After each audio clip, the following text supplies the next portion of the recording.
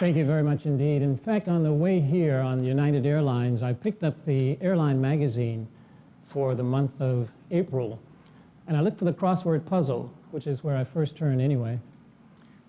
The clue for the word "one down" was 2 words, and the clue read, "not us." The answer is 4 letters. What was that word? Absolutely. Us v. them. What could be a better introduction on the way to an us v. them conference and to read in the crossword puzzle that we were on the right track? Almost 50 years ago, my wife and I were taking our kids to the public library to look for books. They were preschool, but they were already avid readers, and we wanted to expand their world of books. And as we browsed around the children's section, I happened upon this title, Me, You, Us. 3 simple words. But as I read those words, I began to think, wow, this is my answer to the problems we face in our society. If we could induce people to build relationships that mattered, we could indeed form the us that would save us from ourselves. This was me superimposing my thoughts upon this simple book title.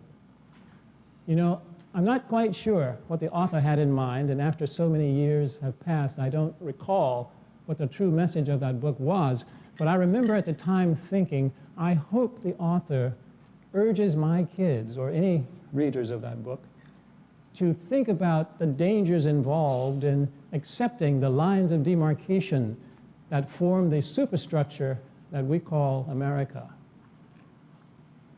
I'm not quite certain how it all worked out in my mind or in the minds of my kids, but I've thought about that for a very, very long time. Not too many months before that happened, before that trip to the library, I had been embroiled in one of the more public demonstrations about our need to maintain the lines of demarcation right here in Arkansas. I was one of the Little Rock Nine. What had happened in 1954, the Supreme Court ruled in Brown v. Board of Education that it was no longer constitutional to discriminate. That ruling, by the way, was not met with total acceptance. In fact, there was a large outcry of protest because American citizens said, we don't need this change. We're happy with the status quo. You can take your Brown decision and shove it. Over 100 members of the U.S. Congress pinned their names to a document called the Southern Manifesto. And in that manifesto, they said, we will do anything and everything within our power to prevent implementation of this dreaded Brown decision. Now, what I didn't know at the time, but what I found out later, that this thing of racial discrimination had roots deeply embedded in America's history. What I discovered was that from 1619 to 1954, a period of 335 years, this country had devoted itself to maintaining a system of racial discrimination by law, by custom, by design. 335 years. Now, it's reasonable and logical to conclude that if you do something for 335 years, you tend to get good at it. And we became very good at the practice of discriminating. It's also reasonable to conclude that if you do this thing for that number of years, you will develop policies, programs, practices that are implemented over the space of that time. It's also important to recognize that if you do build in those kinds of institutionalized systems, it has a lasting impact. So even though the law changed in 1954, nothing else followed suit. The social, the cultural, the emotional, the ideological, the political, all remained in place and continued unabated after 1954. You also have to conclude that there are obviously evidences of that 335-year legacy that many of us don't see. In fact, to the untutored eye, it's practically invisible. But let me demonstrate what I'm talking about here. In the year 2002, I was in Little Rock. I was in the Little Rock Federal Court. I was sitting there waiting my turn to testify in one of the school cases. And as I sat there, I looked around, and on the walls of the Little Rock Federal Court, there are portraits of the past presiding justices. Without exception, white and male. And as I saw that, I thought to myself, this is also the same courthouse where young children come, let's say fourth graders, on field trips to learn about American justice. And the current presiding judge comes out in his robe and gives his national narrative about American justice. After the lecture, as the kids leave, some of them leave feeling, wow, I've just been taught by the best and the brightest. I now understand all about American justice. Others, however, leave that same auditorium with unanswered questions, questions they can't even articulate.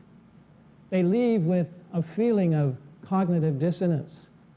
They have feelings of despair, hopelessness. There's a certain discontent, and they don't even know what's going on. I would bring this up to some, and they would say to me in response, Terry Roberts, you're way off track, because that monochromatic panorama that you talk about is only there because the people who were there earned those positions. Anybody could be on that wall. So what I'm met with is the myth of meritocracy, or its near cousin, the myth of equality of opportunity. What some of these folk forget is that also during that 335-year period, for the greater part of it, we had in this country an established program of affirmative action for white males. During this time period, for the greater part of it, only white men could attend school. Only white men could vote. Only white men could prepare for professions. Only white men could vote and run for office. Only white men could amass fortunes that could then be transferred to their progeny. They forget that part. It is no wonder that in this year, 2012, that the income gap between white families and all others represents such a fantastically great chasm. Much of what I've been thinking about in regards to what my children may have learned has to do with my real thought that if they are so unfortunate as to soak up this stuff, the residue from the 335 years, we don't have a chance. And so I've been looking beyond that to see what hope there is for us. And I've come to a lot of conclusions about what we can do about it. One of the first things is that we have to develop an awareness of the reality that is ours. We cannot ignore or believe in the mythological constructs. One of the prevailing mythological constructs that we often don't assail is that of race itself. Race is a mythological construct. There is no such thing. Biologically, scientifically, it has never, ever existed. True, there are those among us who, if asked, will say, I am proud to be a member of fill-in-the-blank race. It's all nonsense. The word itself is new to the human lexicon. The first recorded usage of that term in reference to describing people occurred in the year 1530. And it occurred because there was a group of pseudoscientists who were determined to build a racial hierarchy that they would then sell to the world. And we, the people, bought it without question, unfortunately. But when we really consider how mythological constructs like that are disastrous to us and to what our future could possibly mean, it is imperative that we develop an understanding and be prepared to move forward to change that however we can. It's also important for us to know that we are still mired in the mud of racist ideology. Anderson Cooper's 360 AC program recently conducted a research program. They presented pictures of young children playing on swings. And they asked groups of black kids and white kids, what do you see in these pictures? Now, these pictures contain racially different children. Two questions were posed. Are these kids friendly to each other? And would your parents want you to be friends with these kids? The results were astounding. An overwhelming majority of the black kids gave friendly responses. They saw kids being helpful to each other. And yes, our parents wouldn't mind if we were friends with them. A very small percentage of white kids answered that way. The larger percentage of white kids saw something evil going on in the pictures. And no, my parents wouldn't want me to be friends with those kids. The researchers concluded that probably black parents had been talking to their kids, informing them about the racial divide, but also giving them strategies for navigating the racial terrain. They concluded perhaps white parents had no such conversations.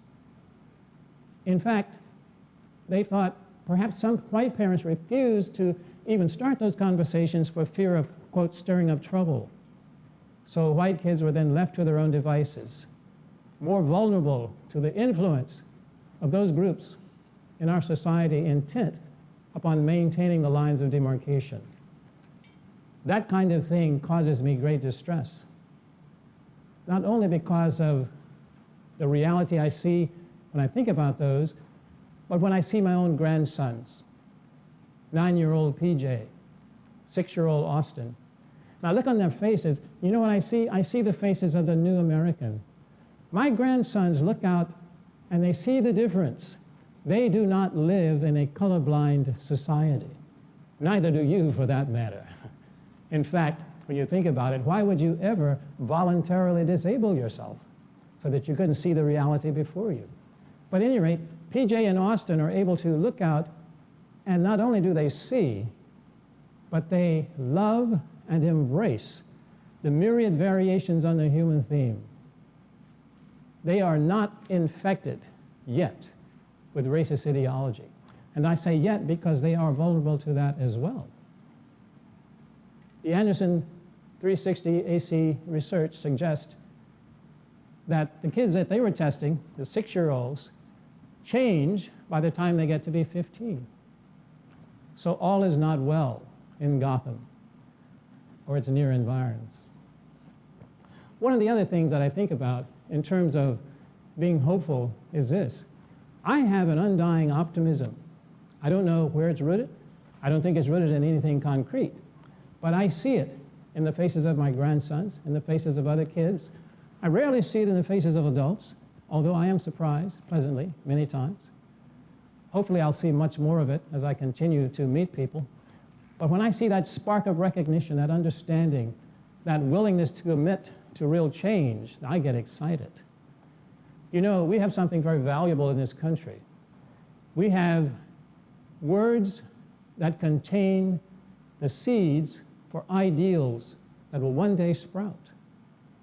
We, the people of the United States of America, in order to form a more perfect union, to establish justice, to ensure domestic tranquility, to provide for the common defense, to promote the general welfare, and to secure the blessings of liberty to ourselves and our posterity, do ordain and establish this Constitution for the United States of America. Sounds good, right? And I say, embedded in those words, we have something valuable.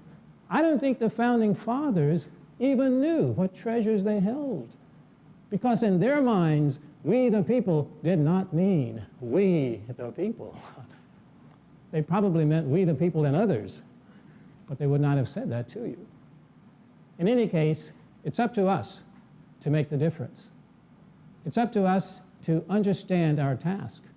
And one such task is this, and this comes out of Jewish tradition, a concept called tikkun olam.